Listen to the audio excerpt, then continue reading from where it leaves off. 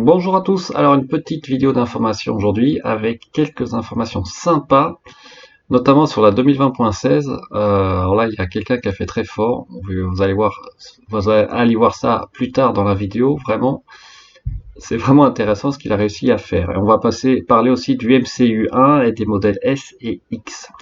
Alors la première nouvelle que je vais vous montrer, que j'ai trouvée sur Facebook, sur le site Tesla France, c'est que bah ça y est, hein, j'y croyais pas trop, mais aux États-Unis, le prix du kilowattheure au superchargeur est en train de varier suivant l'heure à laquelle vous arrivez au superchargeur. Vous voyez là, ça passe de 29 à 35 centimes de dollars cents de 4 à 9 heures de l'après-midi, puis ça redescend à 29 centimes.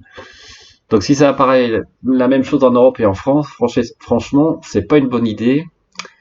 Sauf si le prix est plus bas à d'autres heures, mais j'y pense pas trop. Donc, à surveiller de très près, car là, je pense que ça va grogner un peu et ça sera normal auprès des utilisateurs de Tesla, puisqu'en théorie, ils doivent quasiment utiliser les superchargeurs à prix coûtant, et dans ce cas-là, je vois pas pourquoi ils augmenteraient vraiment le prix à ce titre. À mon avis, s'ils augmentent le prix, c'est pour réguler plutôt l'utilisation des superchargeurs pour éviter qu'ils soient complètement surutilisé en après-midi notamment et que donc les gens soient obligés d'attendre, et ce qui donne vraiment une mauvaise publicité aussi aux superchargeurs. Ça voudrait dire qu'ils sont sous-dimensionnés.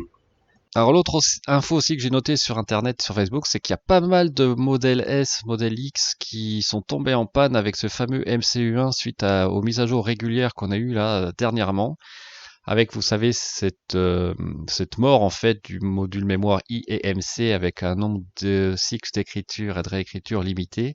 Ben ça y est, hein, aux États-Unis, ça commence à faire aussi du bruit. Il y a une class action qui a été déposée à Los Angeles suite à mon avis à ce problème, puisque voilà, il y a ce problème d'écran noir de l'écran principal qui carrément empêche, dans le pire des cas, bah, utiliser carrément la voiture si vous avez eu la bonne idée de mettre un code PIN. Donc moi j'ai une Tesla 3 avec le MCU2, donc je pense que j'ai du temps, et puis j'espère que ça n'arrivera pas. Mais si vraiment vous avez l'écran noir et que vous avez mis un code PIN, vous pouvez plus utiliser la voiture, quoi, ce qui est quand même assez incroyable. Et puis ce que je ne savais pas, c'est que apparemment ça empêche aussi de utiliser les lumières extérieures, le frein de régénération, le GPS sans doute, et puis aussi le full self-driving ou l'autopilote. Donc c'est vraiment quand même un gros problème et c'est quand même pas normal que Tesla prenne pas ça en charge, même en termes de vis cachée, au-delà de la période de garantie. Donc à voir ce que ça va donner.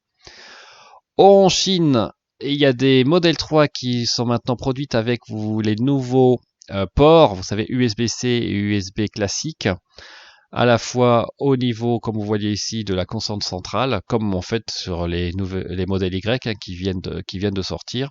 Et on a la même chose, vous allez voir sur les ports arrière, ils ont changé les ports pour du USB-C. Donc ça y est, là, c'est les modèles 3 qui sont en production à Shanghai. Je pense que ça devrait arriver rapidement aussi à Fremont, puisque l'usine est en train de repartir avec pas mal de spéculation et de débat sur l'attitude d'Elon Musk à ce sujet. Et en parlant de la Chine, eh bien Tesla aussi commence à mettre en production la Model 3 Long Range Propulsion, qui donc à mon sens sera la moins chère des Model 3 et qui peut vraiment être une bonne affaire. Hein. Si ça correspond un peu à celle qui était sortie il y a quelque temps en France, cette Model 3 propulsion mid-range qui avait une sacrée autonomie à un prix raisonnable, ça pourrait être vraiment sympa. Reste à savoir ce qu'ils appellent par long range hein, en Chine. Alors une autre info que j'ai vue, moi c'est en me promenant sur le site Tesla, que maintenant quand vous regardez les voitures, vous avez cette chat automatique cette petite fenêtre qui vous incite à discuter par chat, qui s'ouvre. Alors j'avais pas vu ça avant, je pense que c'est nouveau. Donc ça montre aussi que Tesla veut aussi faire des efforts au niveau commercial. Bon, je vous rassure, je vais pas acheter une Model S à 109 300 euros. Hein. Mais en fait, là, le chat démarre quel que soit le type de voiture auquel vous vous intéressez. Et enfin, l'info croustillante du jour, c'est la mise au téléchargement, on va dire, qui commence de la 2020.16 notamment, je pense, aux États-Unis. Alors, vous voyez, il n'y en a pas encore beaucoup. Mais ça y est, c'est en train de se déployer et j'espère que ça va s'accélérer dans les jours et les semaines qui viennent, car honnêtement, la vidéo qui est maintenant dispo sur Internet est vraiment très très intéressante sur cette nouvelle version. Alors, on va voir ça tout de suite. Et alors là, ce qu'a fait Julian, je crois, sur sa chaîne, c'est assez intelligent. Il est dans son garage en fait, mais il a mis un rétroprojecteur où il diffuse les voitures qui roulent. Hein, je crois que c'est à Hawaï, si je me trompe pas. Regardez bien sur l'écran ce que font les piétons. Ils sont animés. Alors non seulement on voit dans quel sens, de gauche à droite ou droite à gauche, mais on voit aussi les jambes bouger. Vous avez vu aussi le cycliste.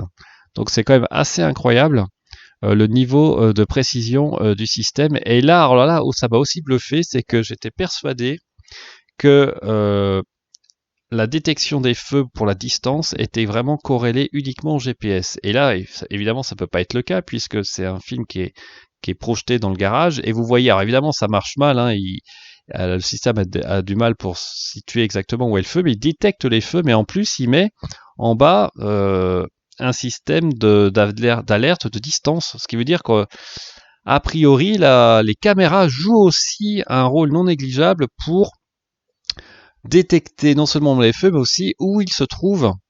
Alors, est-ce qu'il y a quand même un couplage avec le GPS? Je pense que oui, mais ça pourrait mettre aussi en cause ce que je disais un peu hier sur les intersections. Est-ce que la voiture finalement n'utilise pas les caméras pour détecter des intersections, notamment quand elles sont perpendiculaires, indépendamment du fait qu'il y ait un stop ou pas? Bah, c'est possible qu'il n'y a pas que le GPS qui soit utilisé dans ces cas précis.